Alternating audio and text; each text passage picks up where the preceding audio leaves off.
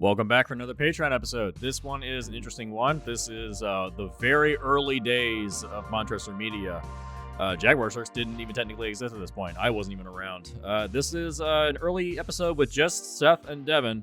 This is them pitching a dark, modern version of The Rescuers. If you ever watched that cartoon series, I think it was two movies, I think. The Rescuers and The Rescuers Down Under. They were fun for kids' films, and Seth and Devin decided to pitch a darker, modern version. In recent years, we've had this trend of doing the dark version of pieces of material, like Mickey Mouse or Steamboat Willie got one not too long ago. That's in development. The Winnie the Pooh, Blood and Honey. I'm not sure why this trend started up. We've had dark, evil Pinocchio, Jack Frost. It's a weird trend, taking kids animation and turning it into horror pieces or modern dark fantasy stuff. It's a strange thing. And so Seth and Devin decided to pitch one, see if they could possibly make it work. I remember watching them as kids and thinking, oh yeah, this is fun. Yeah, I actually liked the second one a lot more than the first one. They are definitely aged and don't hold up too well, but overall, they are fine children's films. In terms of darker material for modern audience, you could probably do this now. I mean, they just had that Chippendales movie a couple years back, which was fine. You know, had some funny jokes in it, but overall, I think that it was it's fine.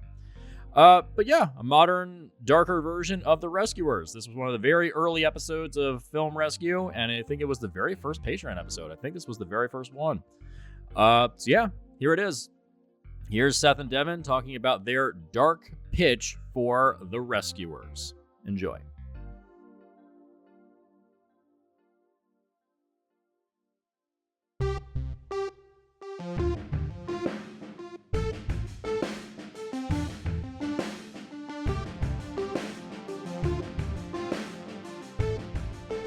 This is the Film Rescue Show. We're the show that claims to have the biggest ego. We are rewriting all of Hollywood's mistakes. Wow, there's something wrong with this laptop, and it's sideways. I don't know why. Okay.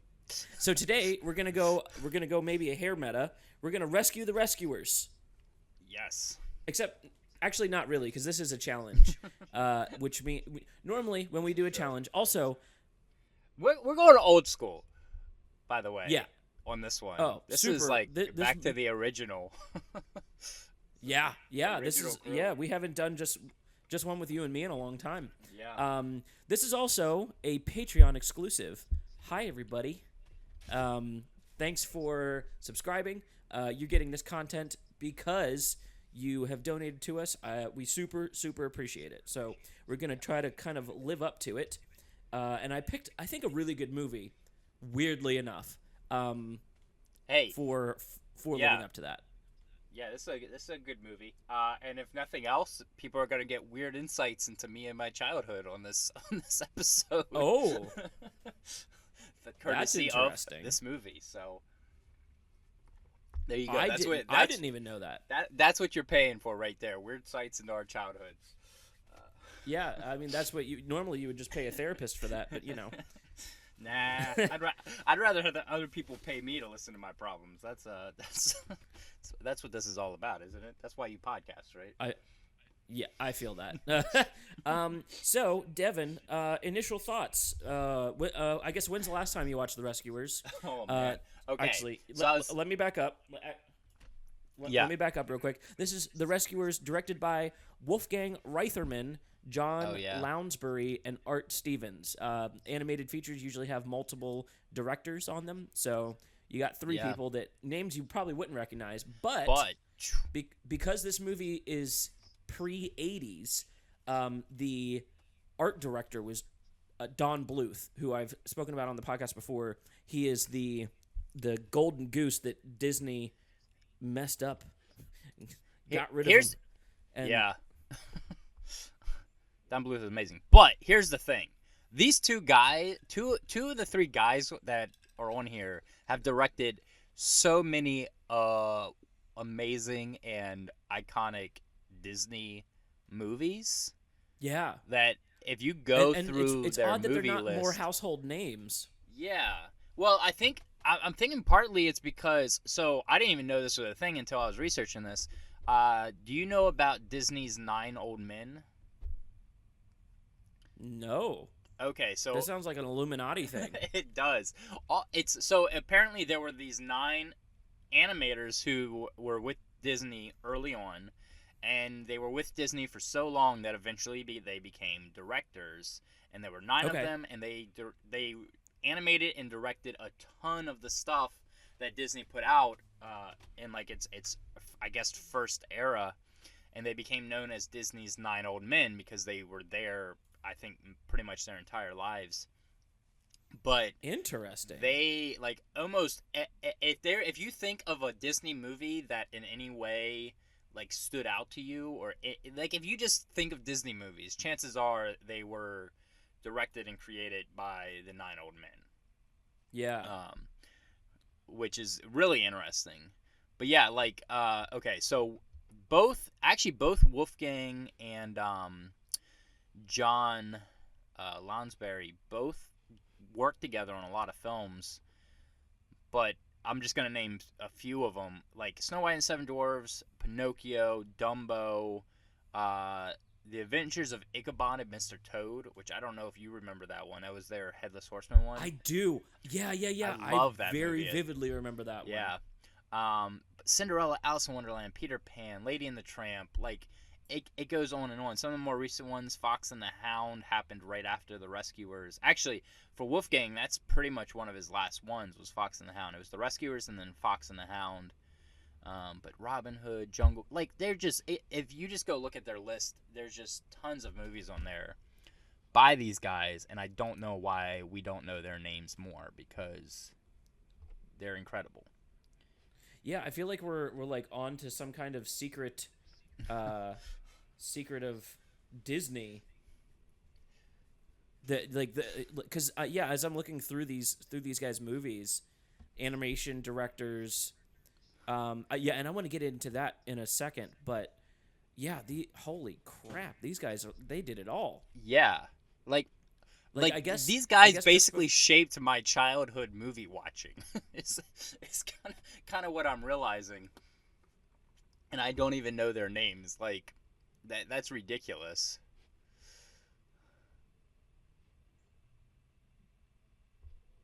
Just so many. Oh my like, god! I feel. Oh yeah, I may have to cut out some of my silence here as I'm reading these movies. I know. Okay. So, but, and then also to balance that out, then you have Art Stevens as a director on this, and he literally did The Rescuers and Fox and the Hound. That is his entire filmography as a director.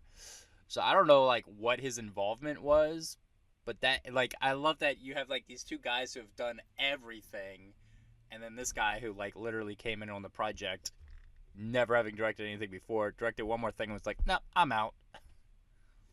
That's wild. All right, Art Stevens. When did he pass away? Oh. Okay, Art Stevens. Doesn't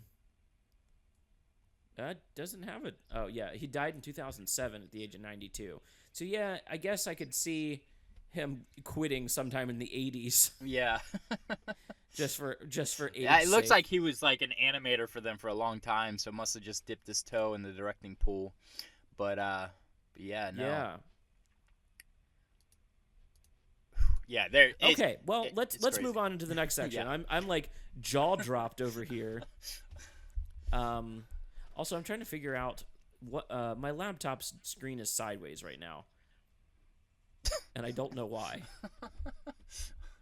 I don't know how to spin it. Is it? It's not one of those Anyways. ones that's like, yeah, I don't know. Who knows? No, yeah. Okay, so I have two laptops that I run this whole thing from. One of them is like one of those yoga things that it turns into a tablet and you can spin the screen.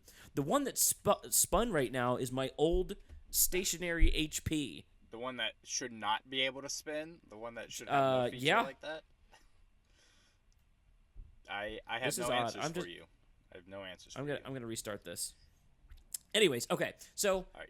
first impressions. When's the last time you watched this, and what did you glean from it watching it now as an adult? Yeah, so going back, I was trying to remember because I watched The Rescuers Down Under much later in life than this one. Like, I watched it into an extended period. And I'm pretty sure it's because the last time I watched this movie was on VHS, and we watched it and the VHS player ate it. So I don't think I've watched it since then, and I was very young at the time. I was probably, I want to say I was like 7 or 8. I remember the movie vividly, but that was, yeah, it was been a long time. And then we had The Rescuers Down Under on VHS, which I continued to watch after that for a while, but yeah, and then, man, gleaning from it as an adult, it's weird watching it with, like, okay, I think it's weird watching it having been talking about and critiquing movies for, the last year and a half now, because I forget how long this movie takes to really get started. Like, yeah, it feels like it takes, and it's forever. only just. It's just over an hour long too. Yeah, so like it's an hour and 17 minutes. It takes like a solid 40 minutes before it feels like it gets started, and then it's like, and then it like you feel like you hit the end and it wraps up real quick. It's kind of weird. Like, its pacing is weird. Still a really good movie though. Like, I enjoyed it, and I think a lot of that comes down to the thing that Disney was really good at in its, well, I guess still good at, but its characters. Like, it has really well-defined characters that you like a lot, and that keeps, like, that's timeless. That keeps you going. Yeah. It's funny because watching this as a kid, you remember, like, I remember feeling bad for Penny, and then watching it as an adult, I'm like, oh, these are truly horrible people. Like, yeah, like, you don't realize how terrible the things that are happening are. Yeah, I'm. So Disney's obviously like really, really great at these super despicable characters, right? Yeah. And I have a lot of questions after watching this. This movie was like weirdly progressive and self-aware about its progressiveness, I think. Yeah. Because like the beginning starts out with like, the mice in their UN summit of rescuing, or whatever you want to call it. And Bianca is like volunteers to go on this mission, and the main guy's like, well, back in my day, it was all the men's work. But, things are changing, and there's a first time for everything. So, you know what? I'm cool with it. It was such a funny, like, very intentional flip-flop of, like, well, I know things used to be different, but they're not like that anymore, so here we go, I guess. And then, it does make me he wonder. suggests... Because, like, this is the 70s, too. This is, like, that's when a lot of this stuff got off the ground. So you got to wonder if the animators were almost like, okay, we recognize that, like, we weren't always the best in the things we were doing in the past, and this is kind of our way of saying that. Yeah. Yeah. And then okay, what is your impression of the relationship of the villains? Because Snoops acts very betrayed at the end, but not in like a, oh, my boss, who I know is evil, is being underhanded, but I got the feeling that they're just kind of like in a like domestic partnership. Yeah, so that like he's not a henchman, they're a couple of sorts, but maybe not on an official level. I think so okay. I watching it as an adult, I thought a lot more about that, and my impression is that okay, so you've probably okay. So for anybody listening to this who doesn't know, we're both from the Maryland area, and in Maryland there's a city called Hagerstown, and if you're not aware of it, a lot of weird crap goes on there. But a common defining characteristic is that people kind of have relationships because they're convenient. It's you know, and that was my impression of this, was like they're together because there's nobody else and they kind of need somebody, but there's no real connection or attachment there. Like it's a very weird relationship, and I would call it unrealistic, except I've seen it in real life many times. So many times. Yeah. Even to the point of like adopting children together. I've seen that in these kind of relationships. People who have like it's insane. Okay. The one other also super weirdly progressive thing that I wanted to bring up is this villain. What can't she do, I guess, is a better question, because she's got this like advanced boat car that I'm assuming she built herself. That she knows how to ride. Swampski? Yeah. She Madame Medusa runs a pawn shop in New York City, which, let me tell you, that's character development that is very specific to the 70s of like understanding what it takes to run a pawn shop and understanding what it takes to run a pawn shop in New York City. There's so much background stuff. Like she's a business mogul engineer that also, something they don't go into, just happened to know where there was a buried pirate treasure cave. Yeah. Like, they don't explain, like, there's no map, there's no, we just kind of fall into her plans of like, I'm just gonna, jet off in the middle of the night in New York, leave my pawn shop, go somewhere, I'm assuming down in Louisiana, to find buried pirate treasure, with this kid that I was able to swindle into being semi-adopted or foster cared. Like, there's a lot going on in the background of this plan when you just stop and think for a second. And she's also got 2 highly trained crocodiles or alligators. Devil's Bayou is in Louisiana. It is that actual place too. Yeah.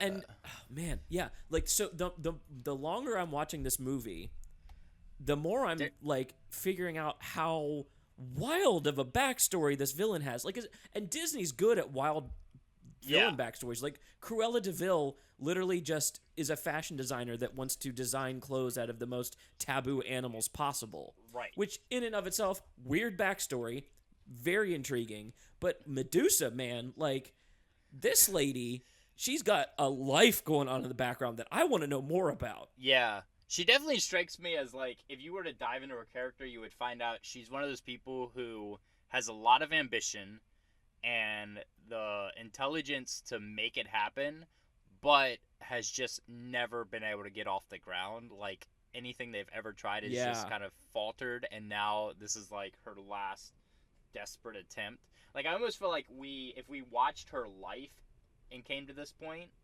we would, I don't want to say we would feel some level of empathy despite how horrible a person she is. Right.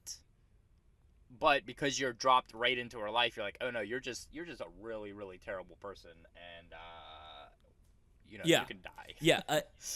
At no point was I like like hoping that she would be rescued as a villain, and I think I knew that she wasn't going to be. Yeah. But then you have Snoops, who's this pyromaniac, maybe a cuck? I don't know. Like, he might be like an actual like sub to her dom, and that might be how they met. See, this is the other side of things. You're talking about like progressive stuff. So in my experience with relationships like this, and based off of what I watched as an adult, I think Madame Medusa is, I want to say like asexual, but I don't think that's properly I don't think that's the proper way to describe it, because it's not. I think like she's one of those characters that doesn't even think about physical relationships in any sense. Like, it's not, maybe, but her swagger when she's walking around, like she knows that she is for lack of a better term, shapely woman. And chalk this one up to the art crew. She is probably one of the most visually interesting, like, Disney villains, and they're really good at doing that. But there's something a little extra going on with Medusa of like, I've met someone like this in real life. I'm pretty sure. Yeah, no, super odd. I feel like there's a lot more realism in this, like with the characters and stuff, than a lot of previous stuff. Like almost as these guys were getting older and they were seeing the world more, they were like imbuing more reality into their stuff, realizing that which is kind of interesting because you can see a little bit of evidence of the turn Disney like kind of takes later, where they realize that having more grounded characters is better. Because like you go back to Disney's earliest stuff and it's great, but also like nothing yet going on there is in any way realistic. I mean, right? Like the shift from so like the both Wolfgang and John Lausberg they both directed Cinderella, and while Cinderella is a great film, the amount of unrealistic stuff going on in that movie is off the charts. Like, it's insane. But then you get here, and despite it being about animals, there's just, I don't know, it feels more grounded. Yeah. Absolutely. Something else I gleaned from this, I didn't realize how much of an adventure serial, almost James Bond plot this thing has. Like the beats and the steps all feel like old 60s James Bond stuff. Yeah, that's true. And that's something I didn't pick up on as a kid because I had never seen the James Bond movies when I was young. But watching it again as I'm older, I was picking up on those beats, the story structure, the characters, all of that really like tied together into this like very precise genre that they were shooting for, and it kind of amplified all the little things that I remembered as a kid but didn't quite latch on to. Yeah. There was definitely a lot of, weirdly, like I think about this, I was making comparisons to The Rescuer, not The Rescuers, Fievel Goes West. I was thinking about not just Fievel Goes West, but the Fievel stories as a whole, and how there was a very real, there was a lot of like the Russian immigration movie going on in that. Like that background, without it being so overt that as a kid you feel weird or out of place. And then The Rescuers was kind of that with like the spy thrillers, like you said, the old spy stuff. And which is it reminds me of what. Go ahead. It reminds me of what Pixar does now, where there's stuff in it for the grown-ups. You know what I mean? Yeah, very specifically stuff added in, references and things like that. Now Pixar mostly does it as like little winks and nods, whereas the old Disney stuff, as I'm going back through a bunch of it, I'm realizing how much they would structure things in a way that made sense to the adults, but then animate things in a way that it's fun for the kids. Yeah, it was very much a, like we have kids movies now. Back then they were doing family movies, which is a different There thing. was a recognition that people were watching these together. And I think that would be a lot more appreciated today, because while families don't necessarily sit down and watch movies together, adults have kids movies playing in the background all the time. And as somebody who has experienced that, I can tell you, if those things were just a little bit more geared towards adults, I would appreciate it a lot more. Oh yeah, absolutely. So one thing, I don't know if I want to point it out, or there's basically a theory. I may end up doing like a short dumb video on it. Bianca is a white mouse, which is interesting because that's not very often naturally occurring. Very often lab mice are white mice. And they make it very obvious that she stands out as a mouse at the beginning of the movie. Is there like an underlying, like maybe unspoken backstory of like Bianca being maybe, you know, like escaped from a lab, or I don't want to say genetically engineered because I doubt they went that far, but there's definitely a very obvious, like, she's not like other mice, and that's adding to just kind of, I guess, the information of how the character was portrayed as just being a little different, a little not foreign, but like Maybe, just a little extra special. Okay, so I was actually looking this up. So, not that, but something that I'm gonna bring up in relation to that. So Wolfgang also directed another one of my favorite Disney movies, The Aristocats. And I was looking this up because the actress who plays Bianca, Eva Gabor, also plays the Duchess in The Aristocats. The Duchess is a white cat of British, seemingly like British descent, who I think she's Hungarian. I think maybe, yeah. I think you might be right. Sorry, But just like European enough. Yeah, like Europe. Yeah, like generically European seems to be more. But and they both seem very aristocratic as characters. Yeah, and I'm just wondering, like, if that, like, because like I'm wondering if there's something else going on there. Maybe there's a certain my theory would be that he has somebody like in his past who like that it had left that kind of an impression on him. Yeah, maybe. I don't know. It is weird, but it does lead to questions because it is very unusual for mice, and obviously like. There was very deliberate choices made in these movies. Right. Yeah. As I was approaching the movie, just to like, and I'm getting into the challenge. I know we've run a little long for a challenge startup, but I didn't realize how much was in this movie. There's a lot going like, on. thinking back on it as a kid, I was like, oh yeah, it was just one of those fun knockoff Disney movies. But like, no, there was a lot invested into this to make it really, really good. There's some pacing issues overall, but like that, I think I just want to touch on this for like a second. The pacing in movies back in the 70s has changed a lot because if you rewatch this movie, this has one of those long musical intros over those watercolor paintings, which are like, they spent a lot of money with great artists making these backgrounds and stuff. Yeah, matte paintings is what I meant.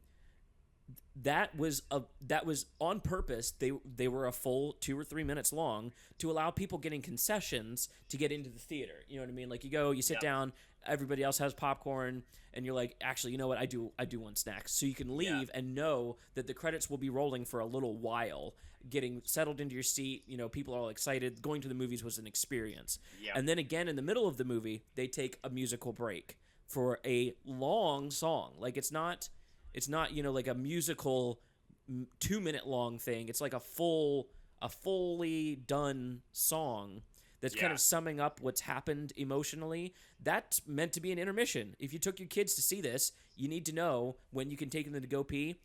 If they start singing, you know that you're safe. You're not going to miss any part of the story. And if you don't need to go pee, you have something to sit and enjoy this like Fantasia kind of, you know, beautiful animated music thing. Yeah, not just like a random intermission in black screen. Yeah, exactly. Yeah. And that changes the pacing of a movie. That it really messes with how you structure things.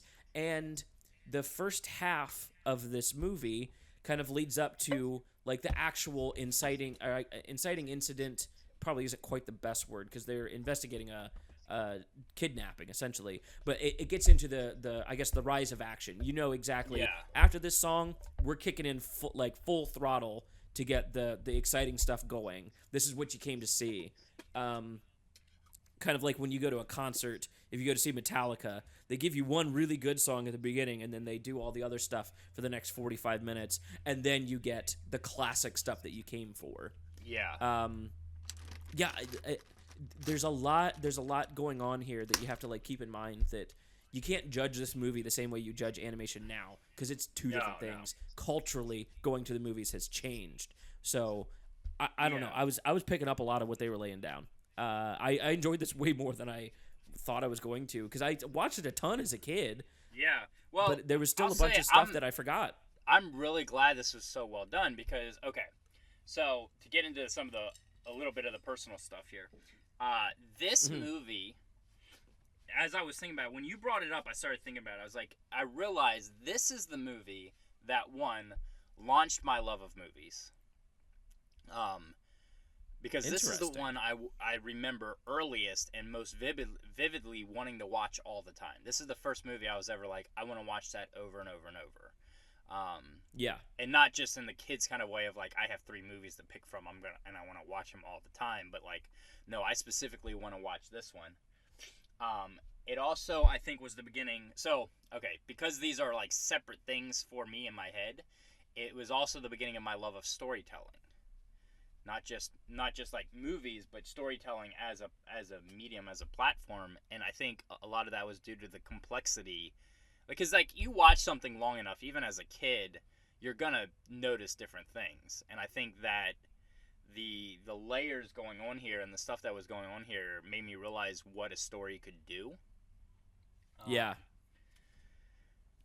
And like it's always definitely held a certain place for me because of that. And I appreciate now as an adult going back and watching it and going, oh, it was like actually well done. There was a lot of really good stuff here, and now I can understand why my young mind kind of latched onto it.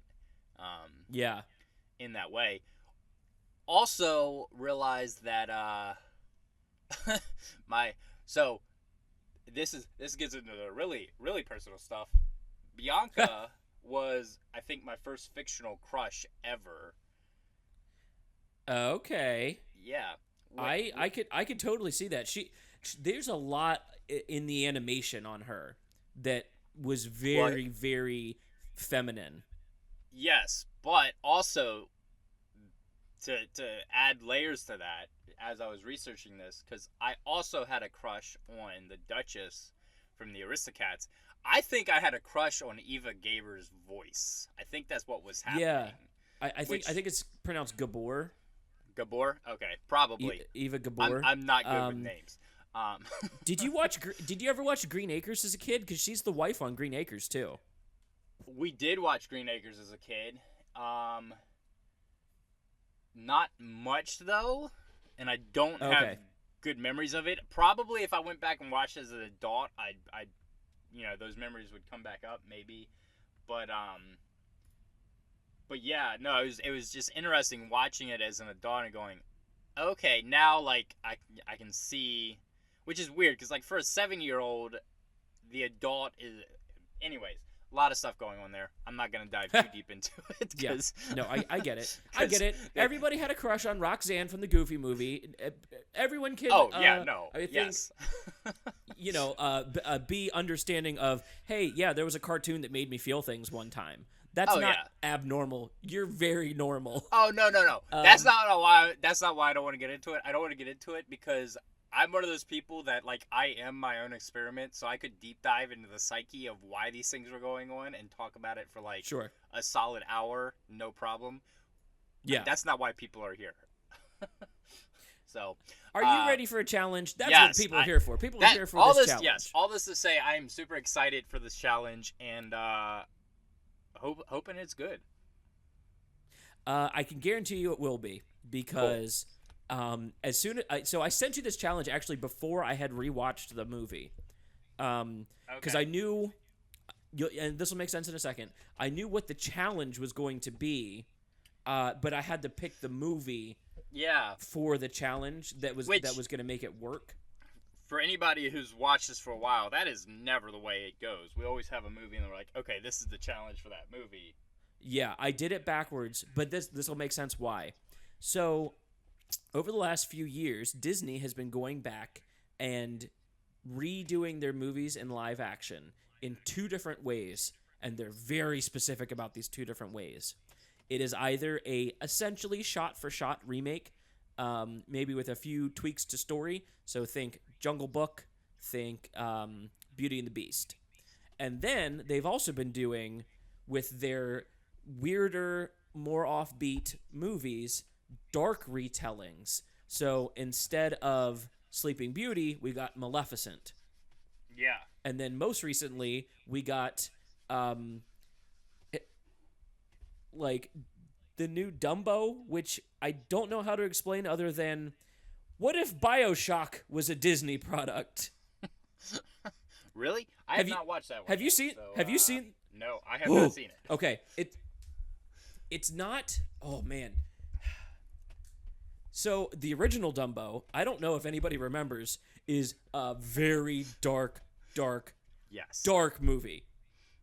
And I cannot emphasize that one of the opening songs of this is the circus using a slave group or low income group, I don't know, of black workers to get through this mountain range on a train, and they like are whipping the elephants to help, and it is macabre is not quite the word, but it's almost there. So the new Dumbo is like kind of about the history of Disney. Michael Keaton plays not Thomas Edison, who is also not Walt Disney, who has this dystopian amusement park.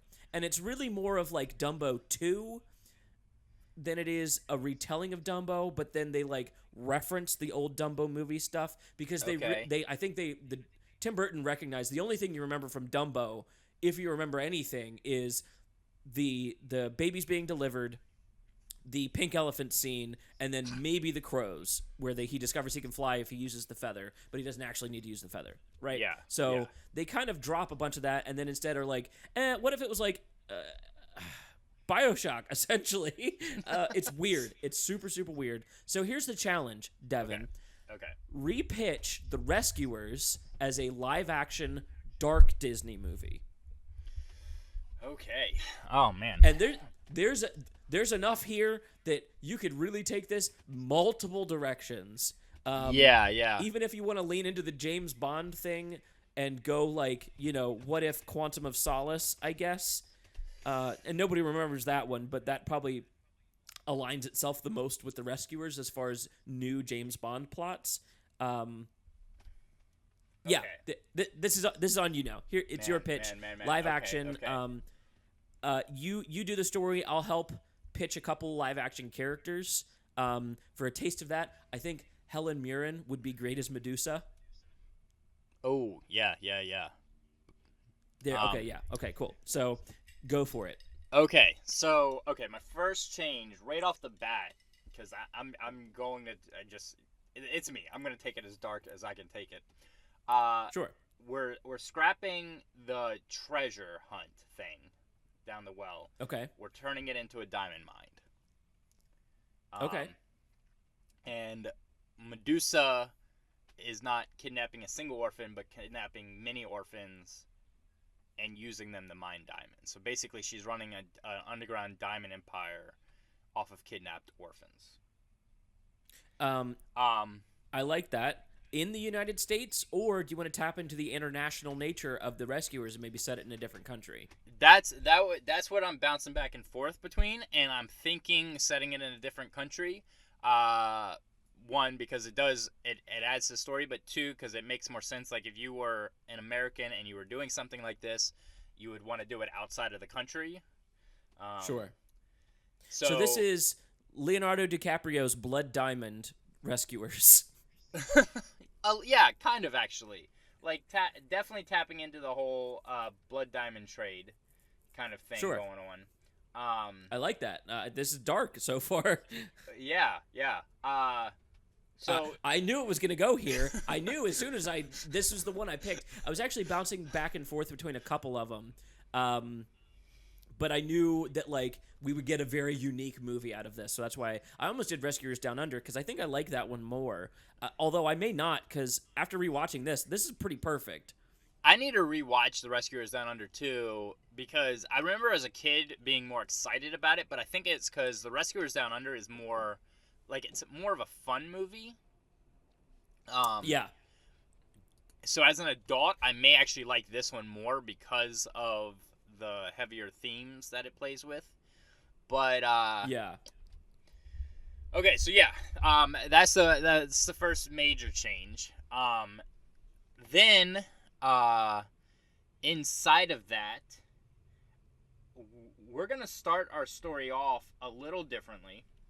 Instead of Penny already being kidnapped, we're gonna start with her at the orphanage. Okay. And I want to get to know her a little bit as a character. Just maybe a scene, maybe even go through the scene of like the scene they talk about of her interviewing for an adoption and then seeing her kind of get rejected from that. So we kind of put her in that place of like now like we understand where she's at because as a character, Penny is like pretty perfect as a child character.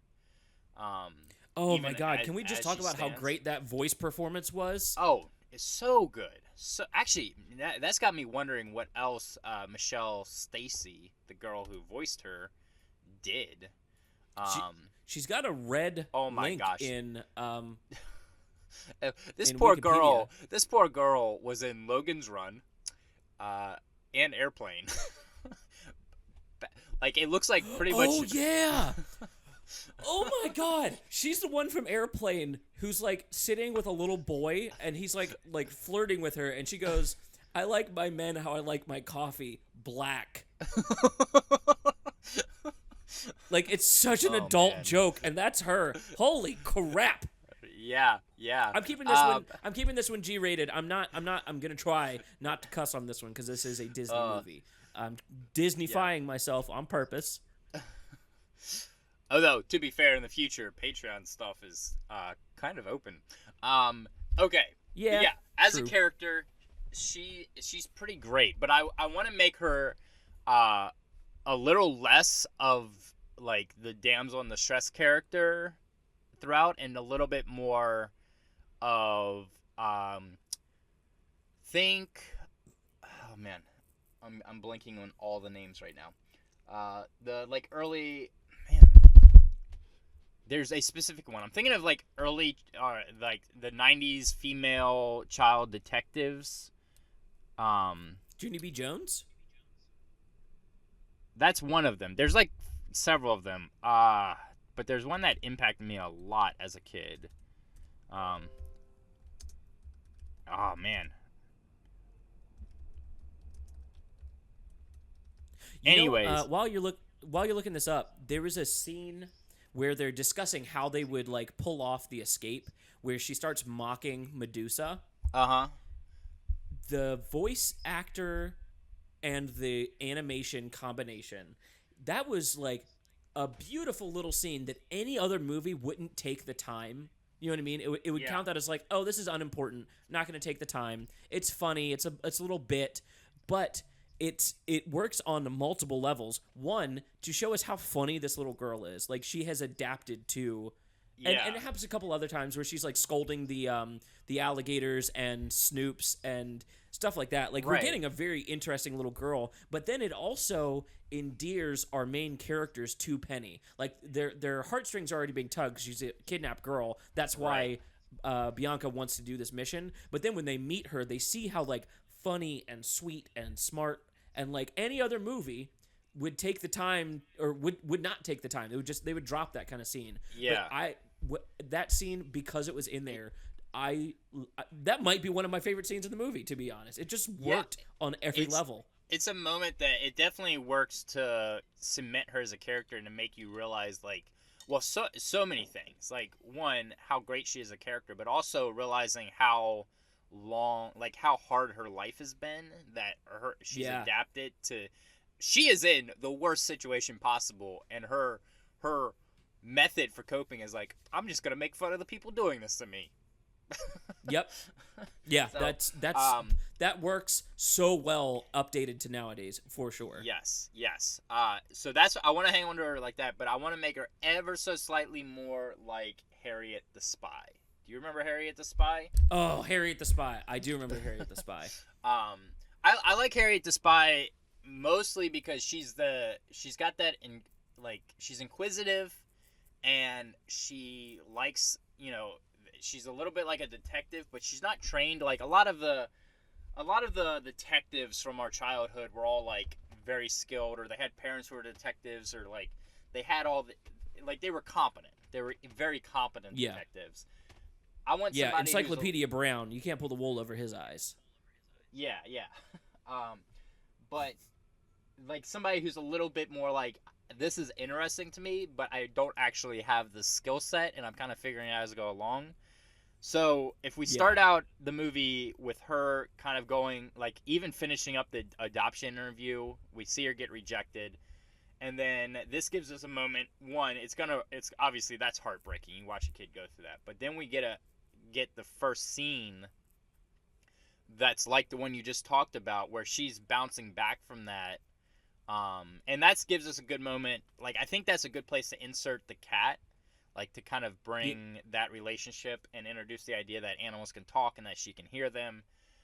So she's sad. He cheers her up, and then immediately she goes into that like humor where she starts, like, you have her telling some jokes or something and kind of being humorous in the way she handles it.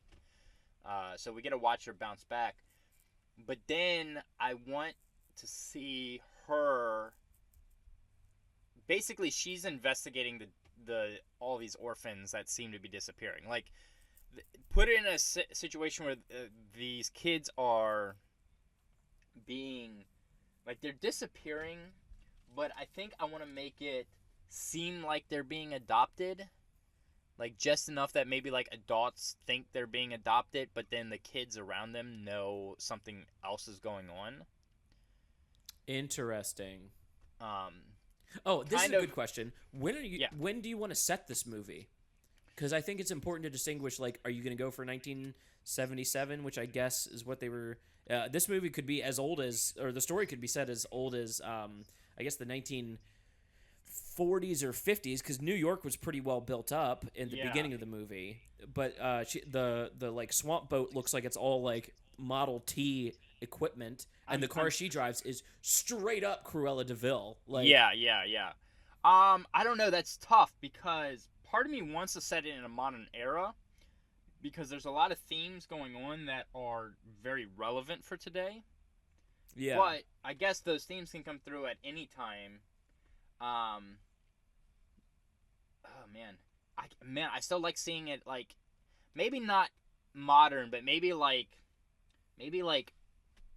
early to mid 2000s. Go back just a few years. Interesting. Okay. So like iPhone 2 is out.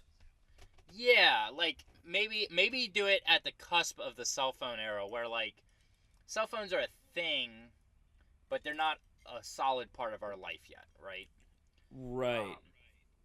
Because like I think the character of Medusa works really well in that time frame without changing her.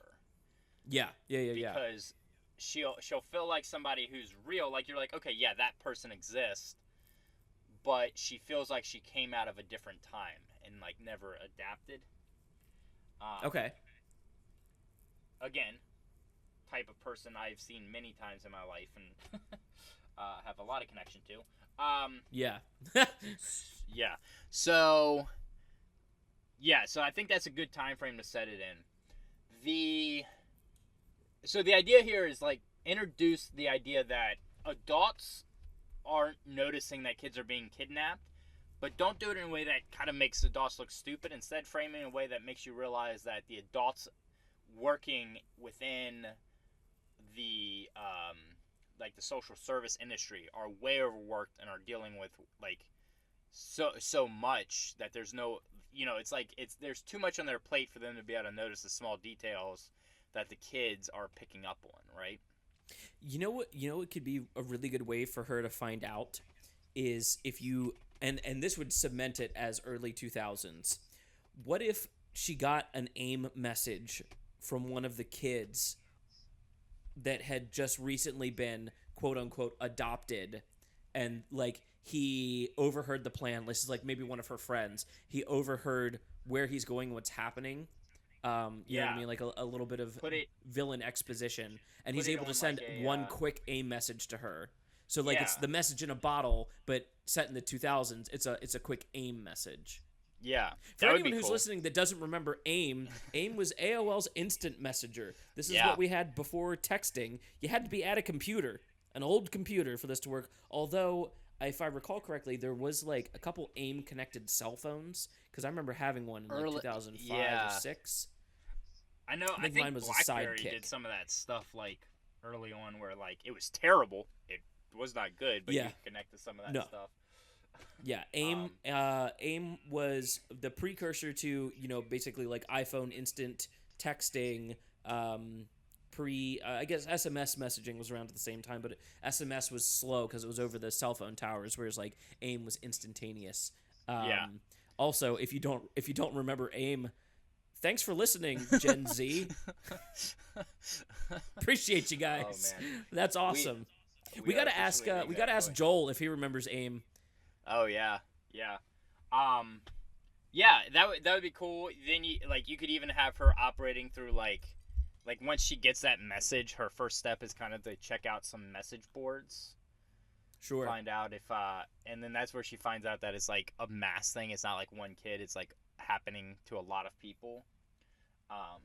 And then have her decide to try to do something about it. So the way she actually ends up getting caught, I guess, is her snooping. Like if we can put Medusa's pawn shop really close to her orphanage and have her sneak out and go down there one day and get caught in the process of snooping around, and then that's how she ends up there. But she's smart enough that she leaves like a trail of breadcrumbs, right? Leading there purposefully. So okay, I wanna ask, are you pivoting hard to make Penny the main character, or are we still gonna have like anthropomorphic mice? Is this just the first 15 minutes? No. This is like the first 15 minutes. This is setting up her character. So instead of just randomly being trapped, this sets her up as a kind of a leader character, because she's entering a diamond mine with a bunch of kids, right? Like that's where most of this is gonna be set.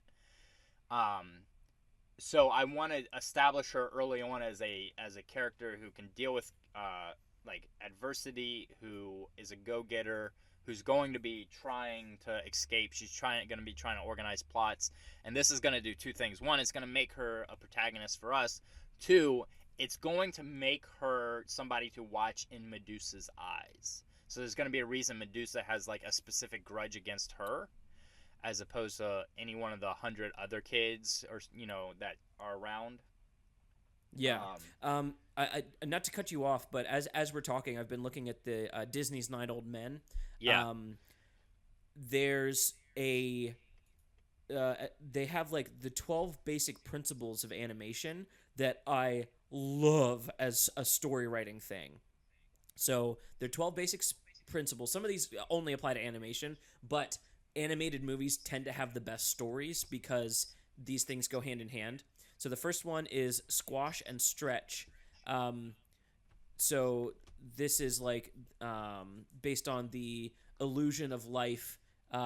Essentially, like the reason Medusa looks so good as a character on screen is like her body isn't proportionate at all times. Sometimes her midsection stretches a little, or sometimes the fat around her middle shifts depending on where she is. Actually, this happens with Bernard when he gets stuck in the bottle. Like the chubby around his belly sticks up out of the top of the bottle as he's trying to stick through. The rest of the most of the rest of these are story related. So anticipation. So you can kind of telegraph what a character is about to do by the way that they're setting up their body. Staging. 4 is straight ahead action, pose to pose. 5 is follow through and overlapping action.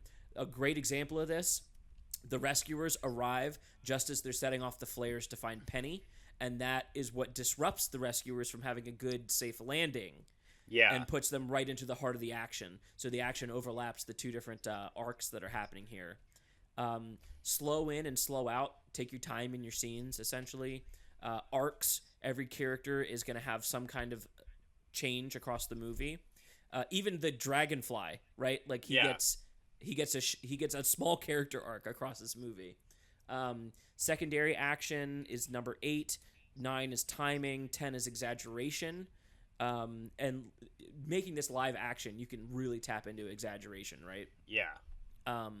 And then 11 is solid drawing, so that's more animated related. And then 12 is appeal, which make it a James Bond story. Yeah, that's appeal. Yeah. Those are some of the things to keep in mind as you write a live action follow up. I like this list. I feel like some of the new Disney remakes need to look at this list. Go back.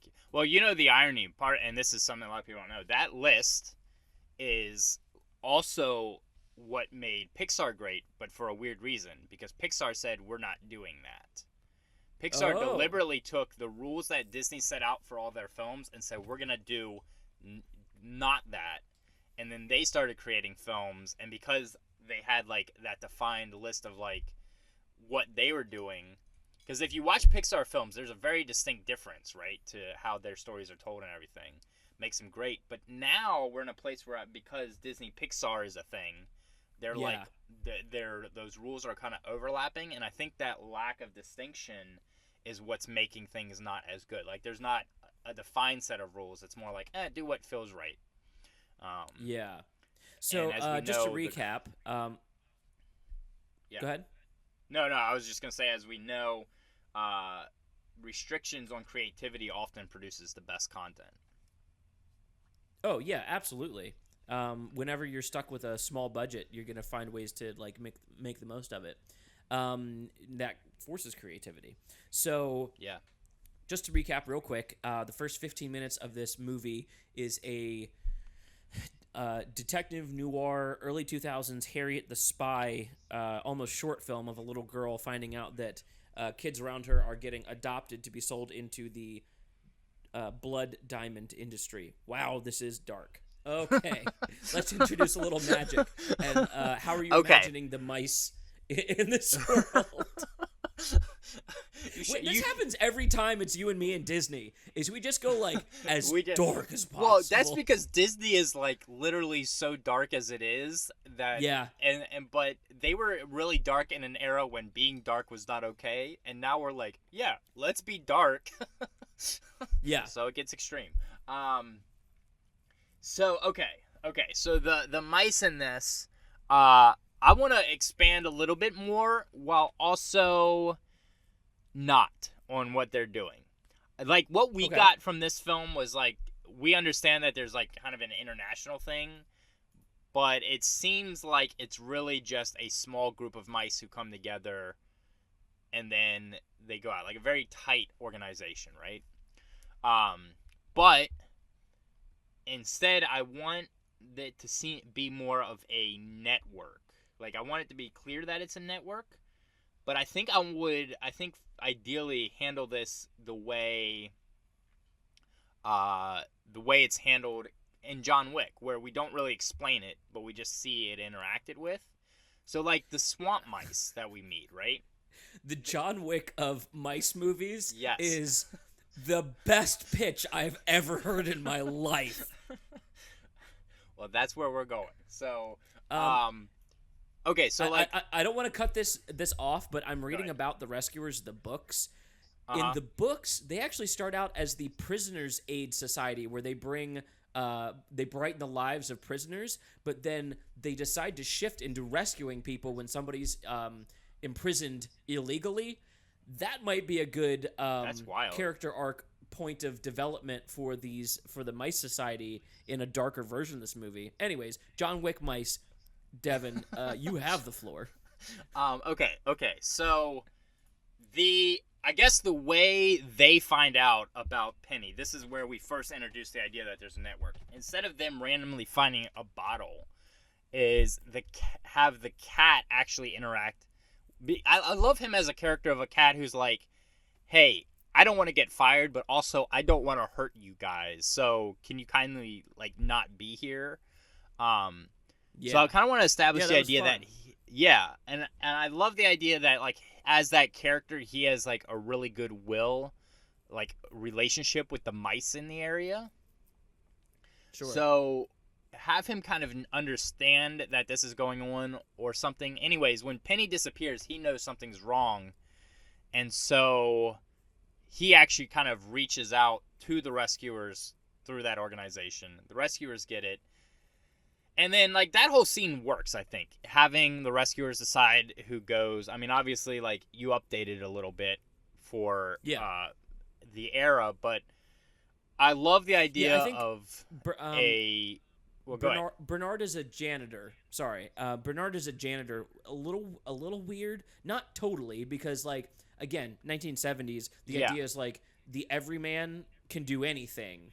Everybody is like kind of a jack of all trades. So it works in response to like a 1970s movie. If you're updating it, maybe make Bernard like maybe a new inductee or I like the idea of him being a little timid. I don't want to delete that character type from him. I'm thinking of the who's the weaker guy on 2.5 Men, the dad? Oh, I don't even know. Sure. Everybody knows who I mean. That sitcom was top of the charts for a long time. I don't know why. It's a bad show. But the whoever the actor is that plays the dad on 2.5 Men, I could totally see him voicing like a new Bernard. So I'm thinking about his character. Because I like their dynamic. I think their dynamic works well. Also, freaking Bianca walks in there, and that woman knew exactly what she was doing.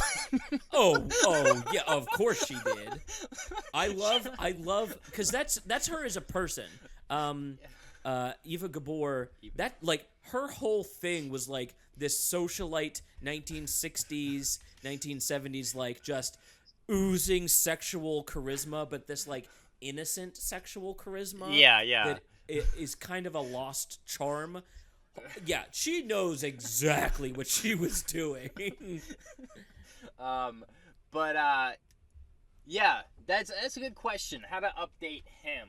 I personally like the idea of him not being an inductee and her picking him out, because of like seeing that he has a good heart and wants something to be done about this. What if we put him as like maybe like a IT mouse where he was monitoring the AIM message boards, and so he's the one like presenting it as like, hey, I found this, but then he's kind of like he wants to be hands off afterwards, but then Bianca being there kind of like initially they have like maybe like they kind of hit it off at first, but he's like, yeah, I'm not an agent, I'm not a field guy, I just kind of hang back, and then she's the one that like really pushes it of like, no, I see something in you, dude, like I want to pull you out into this world. No, I like that. Especially because like for her, I want to update her a little bit.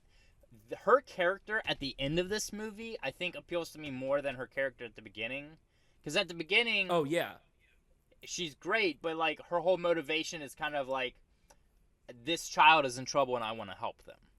Yeah. At the end, she's like, I want to go on adventures and do crazy stuff. Like that's her character. And that's kind of like where I would update her, is make her more of just, she's very adventurous. She wants to go do stuff. I mean, she can still have a big heart. That's an important part, but like she's like the crazy, I will do anything, go anywhere just for the sake of doing it. Yeah. And then bounce that off of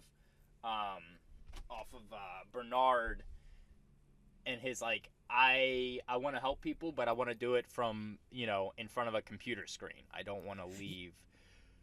Yeah. Do you know who I could see as a good voice actress for updated Bianca? Who's Gal that? Gadot. Yeah.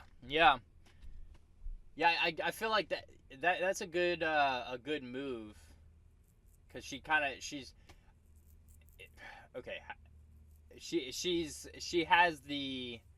a very unique voice, which I think is a defining trait of the character, especially because we have to remember that right now we're dealing with international like relations, so that works. Right. And then she's definitely known for that stuff, so that could definitely work. Yeah, she's got. I don't know, has she ever done any voice rewatching work? Wonder Woman? I don't believe so. Rewatching some of her recent movies, she's really, really, really good at the like minxy kind of playful, flirtatious. She crushes that. Like her interactions with Batman and Batman v Superman, where she's not Wonder Woman.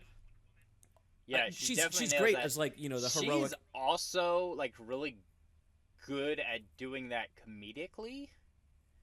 Like, I don't know if she has not done any comedy stuff recently, but like if you go back, like I watched. She has. Yes, she has. What did she do recently? She did a movie with John Hamm and Zach Galifianakis, where she and John Hamm are like secret agents, and they're pretending to be a married couple. Oh yeah, Keeping Up with the Joneses, right? Yeah. Oh my god, she was so funny in that. Yeah, no, that's what I'm referencing. Sorry, when I said recently, I meant like the last couple of movies, because that was was like sure. what? Yeah. That was a couple years ago. Yeah, so I mean, it could be much sooner than I realize. I don't know. My framing of time is not 2014 good. was yesterday, right? Exactly. I was thinking about that the other day. I was like, I remember when we were all excited because 2016 was a thing that was happening. And I was like, oh, I also remember when we were all excited because 2012 was a thing that was going to happen and the world was going to end at that point. Right. Also, listen, I can vividly remember the summer of 2005. So just to inject a little bit of weirdness into your life, do you remember, well, I'm sure you do, Y2K? And also, does that feel like it didn't actually happen and was just like a mass hysteria dream? You know, I'm not glad you brought this up because this is probably not the best podcast and no one will ever just grab this sound clip. But Y2K and like just kind of the energy and attitude behind it feels really, really, really similar to like just the whole like ugly meme culture or like takedown culture. You remember how like Johnny Depp, everyone was like, yo, screw Johnny Depp, he's a terrible guy, and then it comes out later that like he had actually been abused and his girlfriend was lying about it and there was like tons of proof and the whole internet was like, oh, I guess Johnny Depp's uncanceled. Yeah, I guess Y2K feels like feels like the precursor to cancel culture. Exactly. It was like, oh, this horror, the apocalypse is coming. Nope, we're just gonna hit this button. Yeah. It's exactly that. It is exactly that. It's like, because I remember as a kid, people being like, the computers are just gonna blow up, and then everything's gonna stop working, and you need to have like condensed milk and water in your basement. And my parents got in on it too. Yeah, I am thankful that I have friends, I kid you not, their parents moved them to Ohio, to a farm, and they fully stocked up on, like, everything for Y2K. Let's see, when was the last time I spent time at their house? Like, 2016. I was at their house. They were still eating the supplies from Y2K. Yeah, because if you're stocking up for the next 50 years of nuclear winter, and isn't it like extra ironic that everyone was afraid of Y2K just like quickly shifting things overnight, but like we're bringing about the same effect just really slowly by not wanting to address climate change. This is not the right tangent for the rescuers. But sorry about that, everybody. That is my fault. I knew exactly what was going to happen. We kept that one short. That was a short little rabbit hole. All right, where was I before all that started? We were Gal Gadot is now voicing Miss Bianca. Okay, yes, and she is more of the adventure. I want go ahead and update her. So she's been kind of doing this for a while. Like she's part of this, fully invested in it. Do you know what would be really cool? Is a little bit of subversion. So normally, these kind of characters, like, and even in the Rescuers, she brings out the like macho adventurer side of Bernard. Yeah. I would love to see a movie where Bernard is bringing out the like leadership, adventurer, Indiana Jones nature of Bianca, where he's like, "Oh yeah, this is a good idea. Like I support you. This is, like I really don't want to take lead on this, and I would like for you so give her like kind of a reverse. It's not reverse character development, but like a subversion of the standard character development for this kind of pairing, where like he actually stays a little passive by the end of it. Yeah, he's basically the same guy, but he's emboldened by her leadership, and he's bringing it out of her. Maybe this is her first mission, her first like field mission. Ooh, and he knows how actually, good that plays well with the one other shift. So, and this works well for the time period we're putting it in. When she kind of gets, I guess, chosen or like chooses this, whatever, however she ends up with this mission. During that whole interview, I want it to be revealed that like none of the, I guess, previous rescuers, none of the people who've been doing this for a long time really understand the technology that exists. Okay, I like that. So then when she walks in and Bernard's like the only one who gets it, she's like, I want you because, this is like our new world. She recognizes that's the world they're entering, and she's trying to like pool resources. So that gives him more of a role to play in that. But yeah, so then they end up, I guess from there, like once they've kind of gotten chosen, they can still go to the orphanage because that's where she was, and they meet the cat, which is a great scene, and then kind of follow her breadcrumb trails to Medusa's office. And then instead of, oh my gosh, that was like the only point of the movie that really bothered me, is the fact that they found out about all this stuff through Medusa's call, which was it was convenient. It was a plot contrivance for sure. It was a plot contrivance, but more so, it did not feel like a natural phone call. So have them do a little more detective work and actually be finding evidence of what she's doing in her files and stuff. And because they're mice, they kind of get into maybe she's got like a secret room or something they get into. So they find the evidence, and then I guess at that point they fly off to whatever country this diamond mine is in, and I guess that's kind of, and of course they'll meet. I don't even know his name. What's the bird's name? The captain. Orville. Right. That's right. That's right. Man. Okay, so this is where I'm trying to think through this progression now. I threw a lot of stuff out there. Now I need to figure out how it all lines up and starts to move forward. Let me pitch you the climax of action. Okay. Do you remember the Mask of Zorro that also came out in the early 2000s? Yes. Do you remember how the whole end of that movie is a slave break? Yeah. All the slaves are escaping. You could do something essentially like, a rise in action to this diamond mined version of the Mask of Zorro escape. Hang on. You've just given me an idea. Oh, perfect. Yes. So while I he's looking like that up, something that's frustrating to me is the guy who made Mask of Zorro, which is a basically pretty perfect action adventure movie, also did Green Lantern, and that's not a perfect action adventure movie because Captain Marvel proved you can do the same movie if you do the beats a little bit better. Green Lantern, not so much. We did get Taika Waititi in that role, and with Ryan Reynolds, and now they're going to be doing something else together soon, I think. Okay. I don't know what it is. I got it? Yes. Yeah. Okay, so the country the diamond mine is in is Russia. Okay. And we're doing a reverse Don Bluth. We're going to Russia instead of running away. We're going to Russia. On top of that, and this might mess this.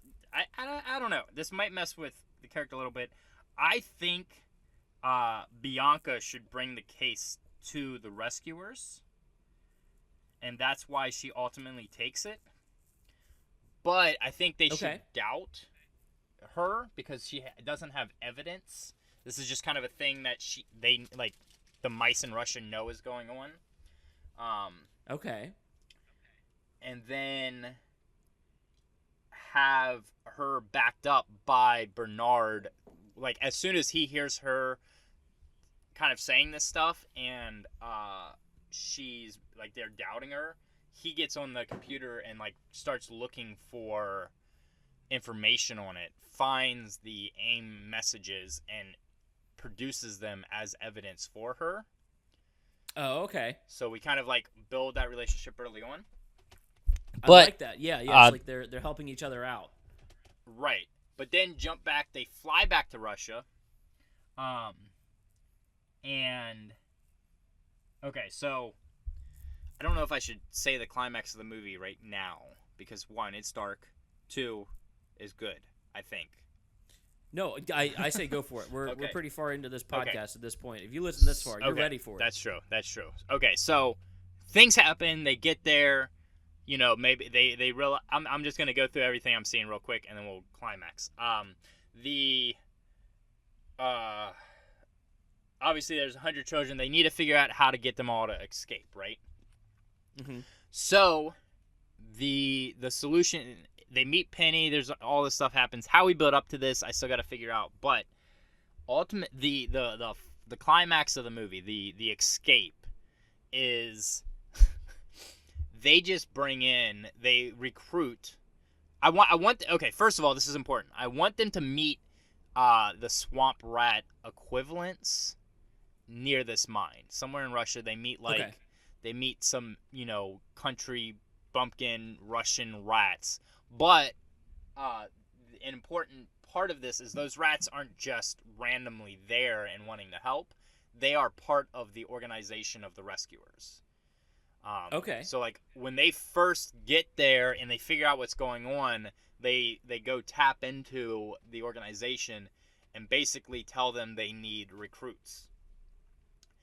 But, and this is the turning point, instead of, like, 5 or 6 random animals from the area, they literally recruit thousands of mice and just have them swarm the people doing this at the mines so the children can escape. Okay. So it's a diversion with a stampede of mice. Yes. But, like... Okay. Like, the important part to this is you have to introduce the idea that, 1, these Russian mice are a little bit crazy. Sure. 2, and I recognize that this is, like, not really a kid's movie anymore, but still kind of a kid's movie.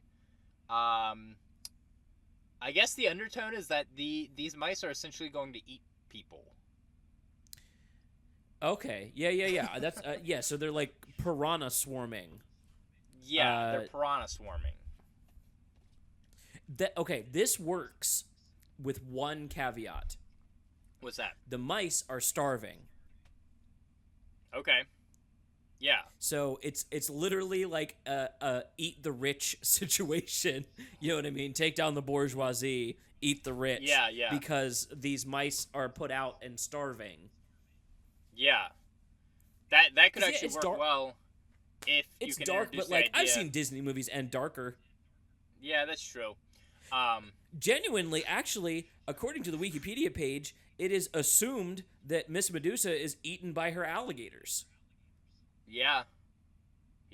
So, you replace the alligators with a Russia equivalent, some like Chernobyl wolves or something. That's true. Actually, that could work really well. As if instead of just mice, like what if the diamond mine had output a bunch of animals because it was, they were digging in the forest. Like you don't explain all this, but introduce the idea. And then they basically recruit all those animals to come back and just swarm these people. Yeah, take back over the land. Yeah. It feels very Disney, but yeah, live action makes it way like realistic and dark. Yeah. Yeah, because like animated, it almost feels like weirdly like Balto kind of, for reasons I can't explain. Yeah, a little bit. The setting, I think part of the setting adds to that. Yeah, but also that like animals fighting for a greater good. Anyways, yeah. So yeah, have that be like their ultimate escape plan. And then the whole midsection would be, while they're waiting for that, them trying to, like, I feel like there's a good section there where you can have Bianca and Bernard basically trying to keep Penny out of trouble as she tries to get everybody to escape. Like, instead of just her escaping, what if all her plans were how to get everybody out of the mine? And Medusa had come down basically to crack down on that, and she's at the end of her rope and getting ready to do something drastic. So now Bianca and Bernard are trying to prevent her from hurting Penny, while also trying to prevent Penny from doing anything before they enact their plan.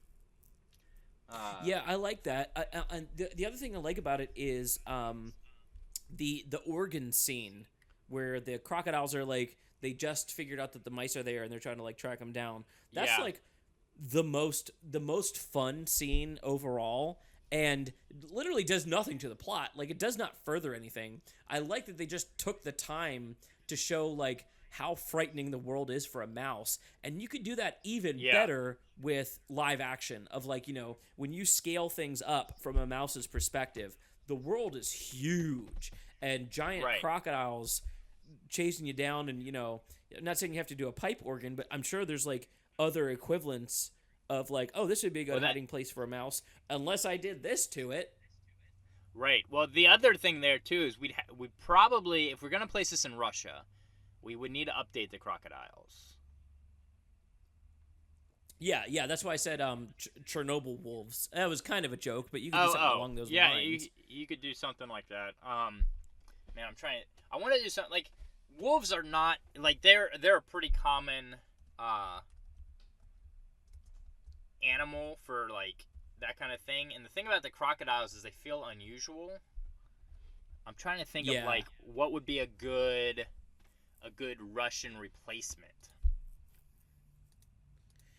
Yeah, I mean, like, it's gonna be a mammal, right? Because there's no reptiles in that part of the world. Right.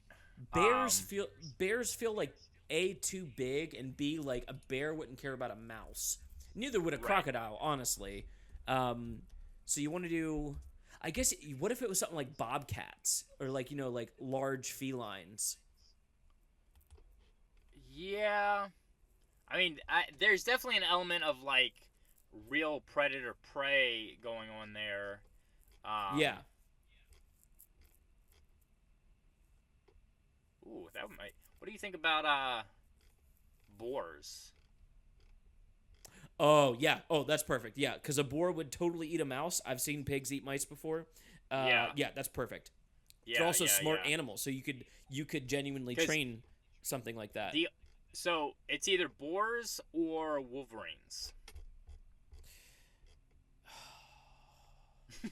Visually, I like the symmetry of like this pig of a woman having boars.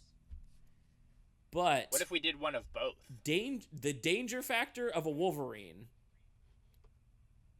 Yeah, what if she had like one of each, like a boar and a wolverine that grew up together?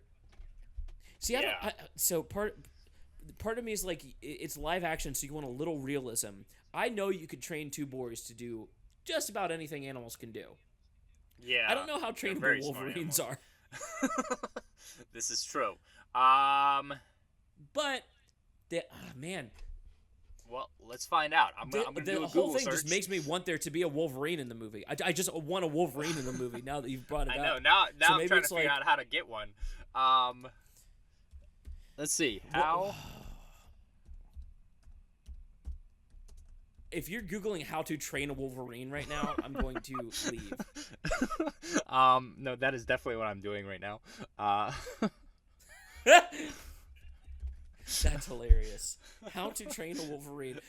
I want to see the Yahoo Answers page of so I recently adopted a adult Wolverine and I would like to train it to use litter box and not eat my toes when I sleep. How do I accomplish this? Okay, so apparently Wolverines are the first thing that comes up when I look this up is there is a guy who's trying to train Wolverines to rescue victims of avalanches.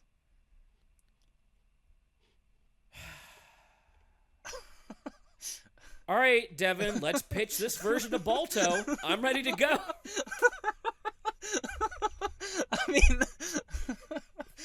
Thank you, Balto. Google, for just being amazing. Yes. So for this for this movie, I think boars probably work better. I think visually they work better. Yeah. Although. Okay. Well. Okay. All right. Let me pitch one thing to you. Okay. Remember how there was the dragonfly that helped them go around, and the dragonfly gets chased by bats? Yeah. What if the Wolverine was the bats of this movie? It's preventing this secondary character from getting back to the group of Russian animals. And because all these animals are you don't mess around with a Wolverine. Right. Yeah. Okay, so that brings up the other thing. Let's do all the animal replacements then. Okay. I mean, we don't have to do all of them, but the major characters. So we've obviously the mice are still mice. The alligators are now boars. So the dragonfly is an important part. He's the transportation animal, right? Yeah. So what is? Oh my gosh, freaking Wolverines, man. I was trying to find some natural prey of Wolverines. Do you want to spit off some of the animals you think they eat? I would assume everything. I know Wolverines are yeah. I've seen videos of Wolverines attacking moose, and if you've never seen a moose in person, a moose is one step down from seeing an elephant in person. Moose are gigantic, 2-ton, car-sized animals, and Wolverine are I'll mess with that. I'll try to take that down. That looks tasty. And Wolverines are the size of a dog. Yeah. So transportation animal. Because it can literally be anything we want it to be at this point. But the important element is how, because also how terrifying would it be to have an elk or a caribou, both native to Russia, being chased and terrified by a Wolverine, right? Oh, but important aspect of that is it has to be able to get away. Ferret would be interesting. Like a little snow ferret that the mice ride on its back. Yeah. He gets all tuckered out from sliding around in the snow, and then he gets chased by a Wolverine. So you get this cat snake versus cat bear. That's what a Wolverine is. I figured it out. Wolverines are cat bears. Cat bears.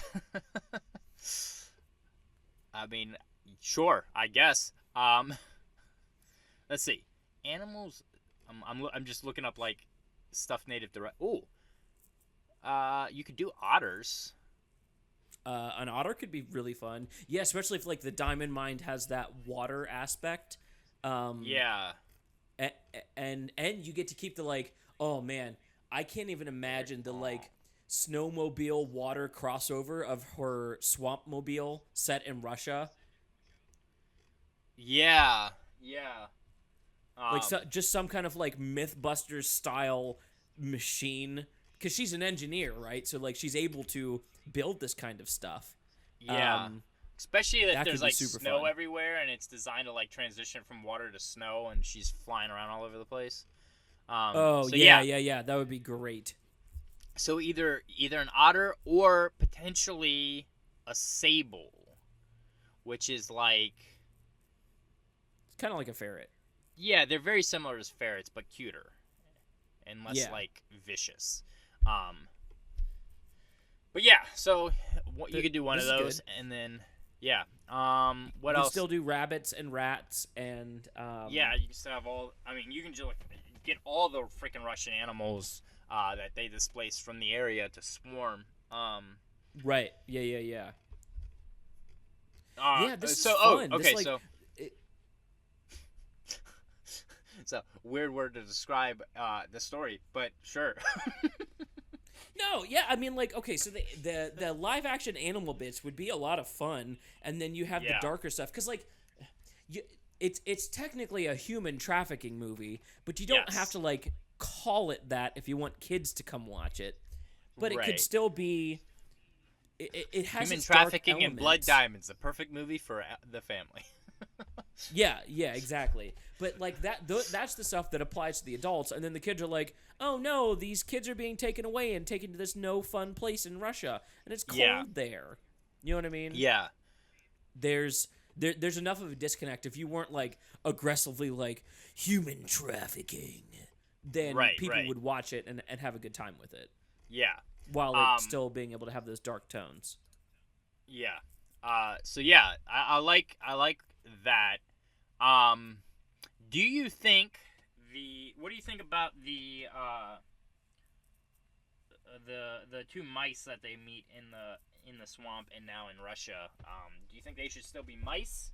Do you think that should be something else? I kind of like the idea of them still being mice.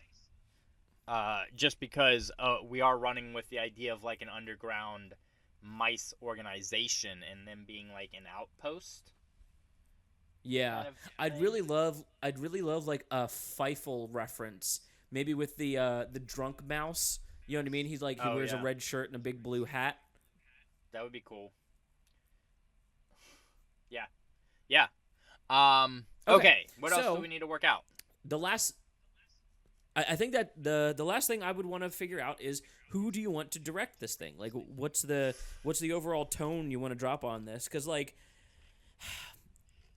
I hate to drop the action adventure god of Spielberg, but this feels like a very Spielbergian movie.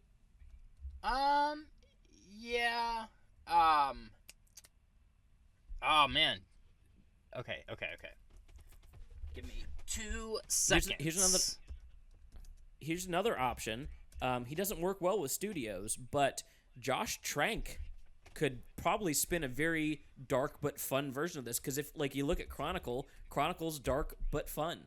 Like there's a lot of fun scenes in the middle, and then the opening and the closing are very very dark. Josh Trank could probably maybe. I have another idea. Tell me what you think about this. I have not watched the movie that he recently directed, so you'll have a better idea. Andy Serkis. Oh, the new Jungle Book. Yeah. Okay. I know he had like a lot of crap go on in the process of making that, but like as a person, I feel like he has been involved in a lot of movies with these kind of tones. Yeah. All right. Do you want my hot take? Do you really want my hot take? Sure. Here's my hot take. While Disney's Jungle Book is a better movie than Andy Serkis's Mowgli, there are probably a dozen more interesting things in Andy Serkis's Mowgli than there are in the Jungle Book. The Jungle Book is plain. Like, yeah. It's plain, especially compared to the original, which is like a weird movie overall. Andy Serkis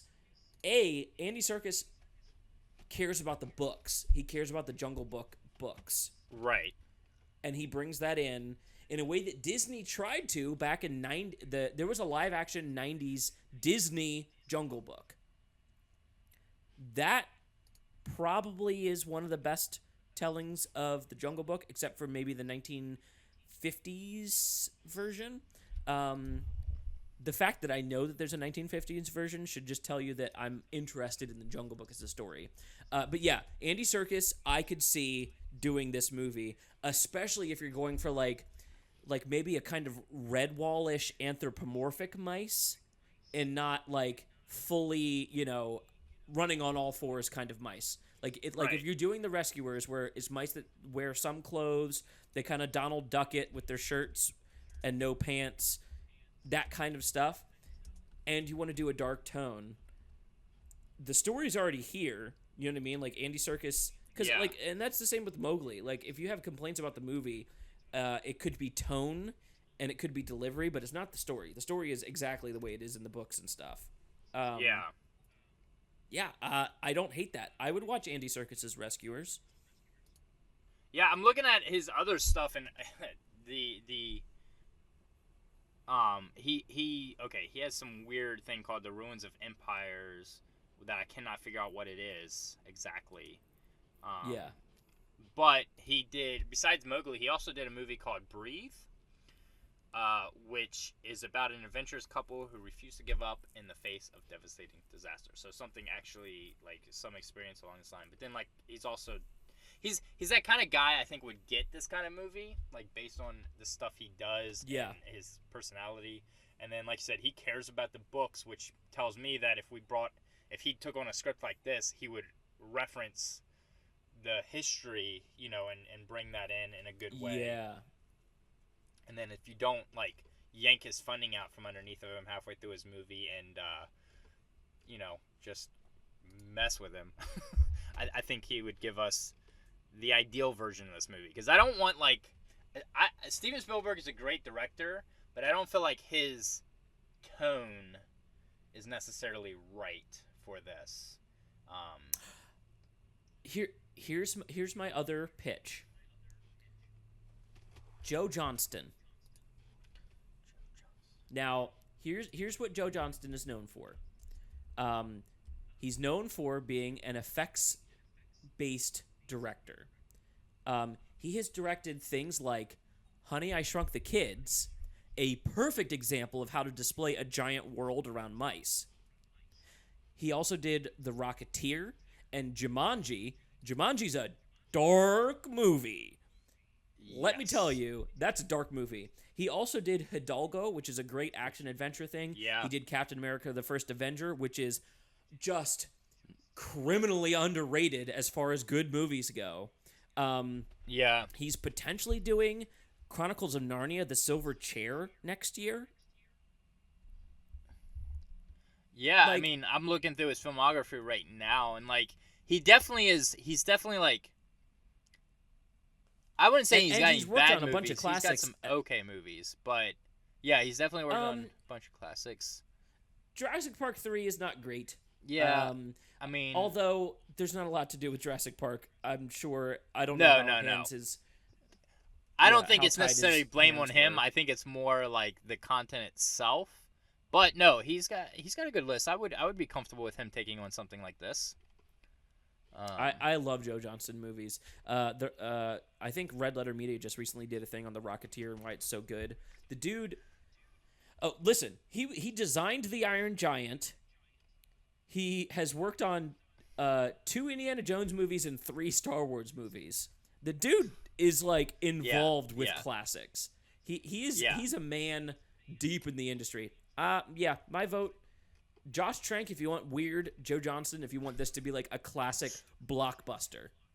The only reason I would not go with Josh Trank is because this is Disney. And if they don't like him, they will boot him. Yeah. I don't, like, in our fantasy world, I wouldn't want halfway through to get a director booted and then hand the project off to somebody else or anything like that. Sure. Like, you got to get somebody can work with the studio. I'll be the first one to say it. I forgive Josh Trank for the Fantastic Four movie he did. I forgive him. Because you know what? He tried something weird. And, yeah, he's young, too. Like, he was in his 20s or early 30s and had a stinker of a movie come out alongside Adam Sandler's Pixels, okay? critics were out for blood. I forgive him for that movie. Let him do something else. Let him prove himself. I forgive Josh Trank. But let's hire Joe Johnston. I'm sure. Yeah. You've probably seen the I Hate Steven Singer website billboards. If you've driven around like Philadelphia or anything, I'm sure you've seen them. Sure. But it just reminds me of that. Like it's the most ridiculous thing. All the billboards ever say is I hate Steven Singer. I didn't even know what it was forever. Apparently it's a website. I don't even know what the website's about. But like that's all it is. So you just need your own billboards. I forgive Josh Trank and then Yeah, honestly, if I had the money, I would put one up. I forgive Josh Trank. I'm the one person I want to see more movies from him. He can do good stuff. Yeah. Ugh. I would trust him with a CGI mouse movie. I like the guy's stuff too. I don't know if I would trust him with this, but yeah, I wouldn't see him do more stuff. Just the right stuff. Yeah, Joe Johnston. I think that's my real vote. Like Spielberg would probably also knock this out of the park, but Joe Johnston, I think probably would do a fantastic job. Yeah. So John Cryer, I looked up his name. John Cryer as Bernard, Gal Gadot as Bianca, some young, new, hip child actor as Penny. We'll do Helen Mirren as Medusa. Oh, man. What's his face from Seinfeld? The bald guy as Snoops. He would be perfect. Oh, yeah. Do you know who? Yeah, I know who you're talking about. Yeah, everybody knows who I mean. Directed by Joe Johnston, dark Disney movie. This was a fun challenge. I enjoyed this. Since this is Patreon, I'm not going to tell you to go follow our Twitter or Instagram because you're already sending us money. I just want to say thanks and bless you, beautiful people.